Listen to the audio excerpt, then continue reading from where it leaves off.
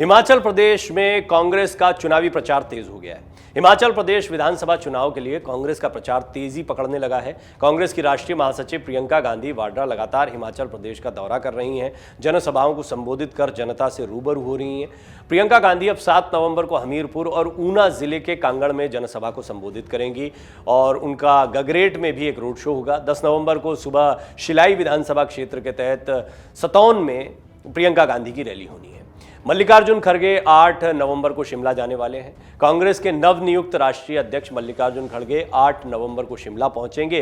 यहां पार्टी नेताओं के साथ उनकी बैठक प्रस्तावित है। 9 नवंबर को मल्लिकार्जुन खड़गे शिमला ग्रामीण के तहत बनूटी और नालागढ़ इलाके में चुनावी रैलियां करेंगे। पार्टी का युवा चेहरा सचिन पायलट भी हिमाचल के चुनाव में प्रचार करते हुए दिखाई देंगे। उनका भी अगला शेड्यूल तैयार किया जा रहा है। राहुल के साथ भारत जोड़ो यात्रा में अब तक शामिल नहीं हुई हैं प्रियंका गांधी और हिमाचल प्रदेश में वो पार्टी की कमान संभाल रही हैं, प्रचार की कमान संभाल रही हैं। उनकी रैलियां एक के बाद एक हो रही हैं। इसको एक बड़ी वजह माना जा रहा है कि प्रियंका गांधी इस वजह से भारत जोड़ो यात्रा का हिस्सा नहीं बन पाई हैं। बीजेपी ने अपना चुनावी प्रचार बहुत तेज कर दिया है क्योंकि अपनी सरकार बचानी है और अभी तक हिमाचल का मिजाज ये रहा है कि एक बार बीजेपी तो एक बार कांग्रेस को मौका दिया गया है।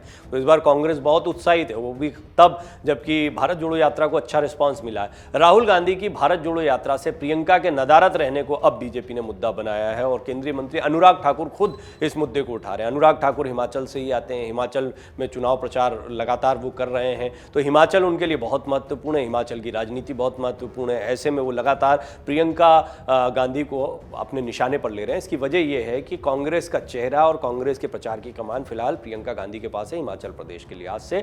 राहुल गांधी भी बहुत मुमकिन है आ सकते हैं यहाँ पर और राहुल गांधी के आने का बड़ा जबरदस्त फायदा मिलेगा। लेकिन एक मुद्दा यह बनाया जा रहा है कि प्रियंका जो है वो भारत जोड़ो यात्रा में शामिल नहीं हुए। हिमाचल प्रदेश में चुनाव प्रचार के लिए पहुंचे केंद्रीय सूचना प्रसारण और खेल और युवा मामलों के मंत्री अनुराग ठाकुर भारत जोड़ो यात्रा कर रहे कांग्रेस के सांसद और पार्टी के पूर्व अध्यक्ष राहुल गांधी पर निशाना साधते हुए दिखाई दिए। इसके साथ ही उन्होंने राहुल गांधी की बहन प्रियंका गांधी के खिलाफ भारत जोड़ो यात्रा से दूर रहने पर भी सवाल उठाया। अनुराग ठाकुर ने कहा कि कांग्रेस नेता राहुल गांधी टुकड़े टुकड़े गिरोह के साथ भारत जोड़ो यात्रा कर रहे हैं। अनुराग ठाकुर ने विश्वास जताया कि बीजेपी पिछले 5 साल में डबल इंजन सरकार के किए गए अच्छे कार्यों की वजह से हिमाचल प्रदेश में सत्ता में वापस लौटेगी।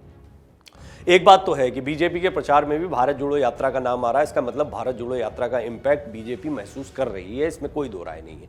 अनुराग ठाकुर ने एक प्रेस कॉन्फ्रेंस को संबोधित करते हुए कहा, राहुल जी देश के खिलाफ नारे लगाने वाले टुकड़े टुकड़े गिरोह के साथ यात्रा कर रहे हैं। शायद यही वजह है कि प्रियंका जी इसमें शामिल नहीं हुई, या शायद एक भाई को अपनी बहन याद नहीं आई। क्या भाई बहन के बीच सब ठीक है? हालांकि मंत्री ने यह नहीं बताया कि टुकड़े टुकड़े गिरोह से उनका क्या मतलब है। अनुराग ठाकुर ने आरोप लगाया कि कांग्रेस ने कभी भी हिमाचल प्रदेश के हितों के लिए काम नहीं किया है। उन्होंने दावा किया कि कांग्रेस पार्टी ने राज्य में विकास को रोक दिया और उसे कोई बड़ी परियोजना नहीं मिली है। कन्हैया कुमार यात्रा का हिस्सा है और ऐसे में निश्चित तौर पर वो इसी ओर इशारा कर रहे होंगे। कुल मिलाकर अब कोशिश ये की जा रही है, अभी तक कभी टी शर्ट पर विवाद किया जा रहा है, किसी अभिनेत्री का हाथ पकड़ लिया तो उसको मुद्दा बनाया जा रहा है। एक के बाद एक कई ट्वीट जो हैं वो गड़बड़ा गए। अब बीजेपी बहुत सदे अंदाज में चल रही। हिमाचल का मामला है तो हिमाचल में प्रियंका गांधी वहां भारत जोड़ो यात्रा में अभी तक क्यों नहीं गई, इसको एक मुद्दा बना दिया गया है। और दूसरा, टुकड़े टुकड़े गैंग का जिक्र अनुराग ठाकुर ने किया है। केंद्रीय मंत्री ने यह भी कहा कि बीजेपी ने सुनिश्चित किया है कि हिमाचल प्रदेश में चहुमुखी विकास हो। उन्होंने दावा किया कि बीजेपी विकास में विश्वास करती है, वहीं कांग्रेस झूठ बोलकर जनता को गुमराह करती है। आगामी विधानसभा चुनाव के लिए पार्टी का नारा डबल इंजन की गाड़ी बीजेपी संग पहाड़ी का जिक्र करते हुए उन्होंने कहा कि लोग प्रधानमंत्री नरेंद्र मोदी के नेतृत्व में फिर से विश्वास जताएंगे और डबल इंजन सरकार बनाने में मदद करेंगे। प्रियंका गांधी भी लगातार एक के बाद एक रैलियां कर रही हैं और उनकी रैली को अच्छा रिस्पांस मिल रहा है। यहाँ पर हिमाचल में कहा जा रहा है कि भारत जोड़ो यात्रा का ये प्रभाव है कि हिमाचल में कार्यकर्ता एक्टिव हुआ प्रियंका गांधी की रैली में, इसलिए भीड़ भी देखने को मिल रही है। वो भी बीजेपी पर हमलावर हुई है। प्रियंका ने शुक्रवार को कांगड़ा जिले के नगरोटा बगवा में चुनावी जनसभा को संबोधित करते हुए कहा कि भाजपा सरकार अरबपति उद्योगपतियों का कर्जा माफ कर सकती है, लेकिन कर्मचारियों को पेंशन देने के लिए उसके पास पैसे नहीं। कर्मचारियों के लिए पुरानी पेंशन योजना ओपीएस बहाल होनी चाहिए। प्रदेश में कांग्रेस सत्ता में आती है तो पहली कैबिनेट में ओपीएस देने का निर्णय लिया जाएगा। उन्होंने कहा कि हिमाचल प्रदेश देवभूमि के साथ वीर भूमि भी है। भारत की सरहदों पर देश की रक्षा करते हुए शहीद होने वाले इस प्रदेश के वीर सैनिकों की लंबी सूची है, लेकिन भाजपा ने अग्निपथ योजना लागू करके सेना में जाने की इच्छा रखने वाले नौजवानों की इच्छाओं पर कुठाराघात किया है।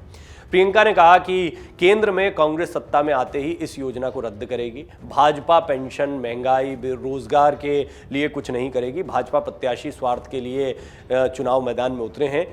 कांग्रेस ओपीएस, रोजगार, हर माह हर महिला को 1500 रुपए और दूसरे वादे पूरे करेगी। उन्होंने कहा कि छत्तीसगढ़ राज्य इसका उदाहरण है। वहां सत्ता में आते ही कांग्रेस ने शपथ के 3 घंटों के भीतर किसानों के कर्जे माफ किए। भाजपा सरकार ने हिमाचल में बेरोजगारों को नौकरी नहीं दी। अग्निपथ योजना लागू करके सेना को ठेके पर दे दिया। तो आप देख रहे हैं किस तरीके से एक दूसरे के ऊपर लगातार हमले हो रहे हैं। एक तरफ अनुराग ठाकुर हमला कर रहे हैं, तो यहीं प्रियंका गांधी जो है वो भी कांग्रेस पर हमलावर दिखाई दे रही हैं। वो पलटवार अपने तरीके से कर रही हैं। हिमाचल में एक चरण में पूरे प्रदेश में 12 नवंबर को वोट डाले जाएंगे। 8 दिसंबर को चुनावी नतीजे आ जाएंगे। इसी दिन गुजरात के भी नतीजे आने, तो बड़ा महत्वपूर्ण दिन है 8 दिसंबर का। सब बेसब्री से इंतजार कर रहे हैं। प्रदेश में विधानसभा की 68 में से 17 सीटें अनुसूचित जाति और 3 सीटें अनुसूचित जनजाति के लिए आरक्षित रहेंगी। डाउनलोड करें अमर उजाला ऐप और पाएं खबरें लगातार। अगर आप ये वीडियो YouTube पर देख रहे हैं तो हमारे चैनल को सब्सक्राइब करें और बेल आइकन को दबाना ना भूलें। अगर आप Facebook पर ये वीडियो देख रहे हैं तो हमारे पेज को लाइक करें।